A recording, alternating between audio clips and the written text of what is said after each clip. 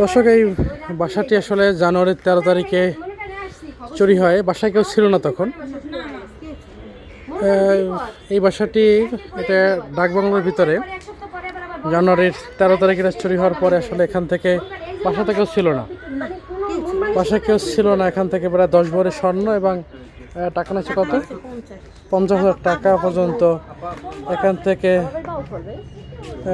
চুরি করে নিয়ে যায়। চুরির পরে আসলে চুরি করে নিয়ে যায়। এই পরিবারটা একদম নিঃস্ব হয়ে পড়ে। তাদের বাসা যে মূল্যবান সামগ্রী যেগুলো ছিল সেগুলো আসলে চুরি হয়ে গেছে।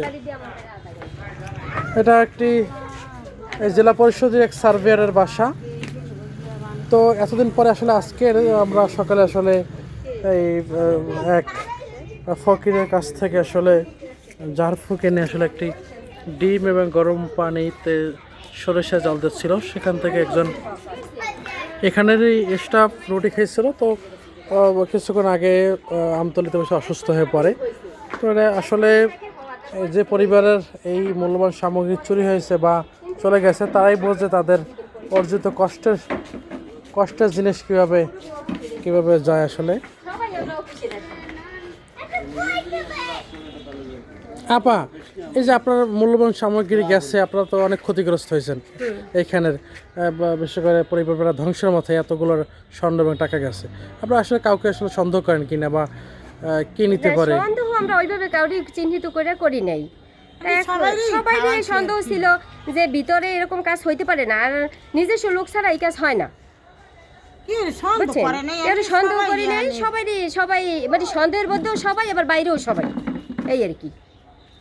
আমরা তো বাসাতেও তখন কেউ ছিল না। কি কিনেছে আপনার এখানে? আমার এখানে যে 10 ভরির মতো স্বর্ণ আর 50,000 টাকা, আর ওই যে আমার কম্বল, কাপড় চুপড়, আমার মেয়ের মানে যা ইমিটেশনার যা ছিল মানে সব কিছু নিয়ে গেছে।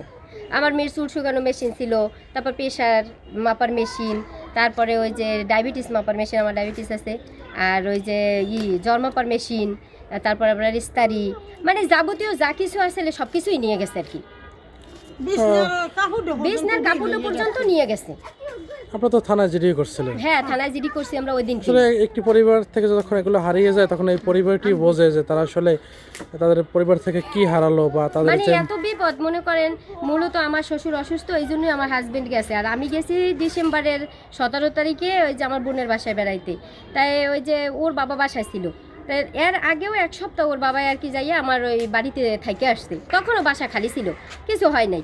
কিন্তু ওই যেদিন এই ঘটনা 13 তারিখে ও দুপুর 12টায় আর কি এই জায়গা দিয়ে রওনা দিয়ে গেছে। আমার শ্বশুর অসুস্থ, তাই ও গেছে 12টার দিকে, আর ওই রাত্রেই এই ঘটনা হয়েছে।